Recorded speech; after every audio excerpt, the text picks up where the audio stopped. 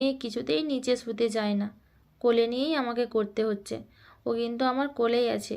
ওকে বলছি বাবা একটু শো, ও শোবেই না।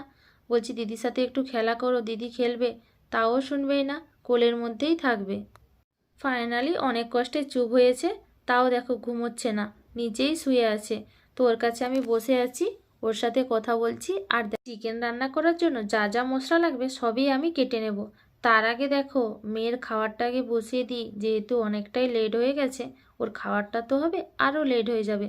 আমাদের একটু লেট করে খেলেও কোনো সমস্যা নেই, কিন্তু ওকে তো টাইমে দিতে হবে। তো দেখো ওকে আজকে খিচুড়ি দেব, তাই সমস্ত সবজি কেটে নিয়েছি। তো ওখানে ছিল কুমড়ো, গাজর আর পালং শাক দিয়ে ডাল দিয়ে চাল দিয়ে একটু খিচুড়ি মতন বানিয়ে দেব। তো দেখো ওরটা বসিয়ে দিয়েছি, তারপরে কিন্তু সমস্ত কিছু রেডি করে নিয়েছি।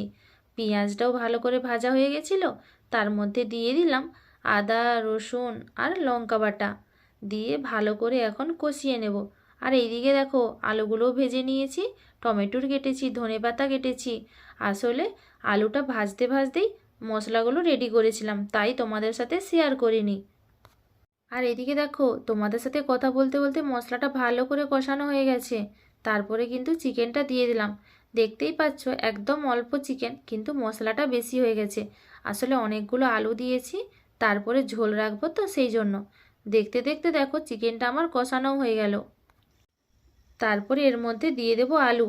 আলু দেবার আগে মেয়ে তো ঝোলের খেতে চায় না, তাই দেখো একটা কষা রেখে দিচ্ছি, এটাতেই ওর হয়ে যাবে। তারপরে এর মধ্যে দিয়ে দিলাম আলুগুলো, দিয়ে আর একটু কষিয়ে নিলাম। তারপরে দিয়ে দিলাম জল। জল দিয়ে এটা এখন ঢেকে দেব, এটা সিদ্ধ হোক। রান্নার মাঝে কিন্তু মেয়েকে খাইয়ে দিয়েছি, ও কিন্তু ঘুমিয়েও গেছে। ঝোলটা হতে হতে আরও অনেক কাজ করে নিয়েছি।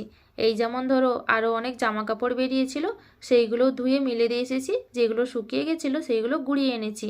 আর দেখো ততক্ষণে আমার ঝোলটা হয়ে গেছে। এখনও গ্যাস মোছা হয়নি, বড় মেয়েকে খেতে দিয়ে নিই, তারপরে ওই সমস্ত কাজগুলো করব। যেহেতু ওর জন্য কষা চিকেন রেখেছি, তাই ঝোল আর আলু দিয়ে ওকে খেতে দিয়ে দেবো। চলো আজকের ভিডিওটা তোমাদের কেমন লাগলো অবশ্যই কমেন্ট করে জানিও। টাটা।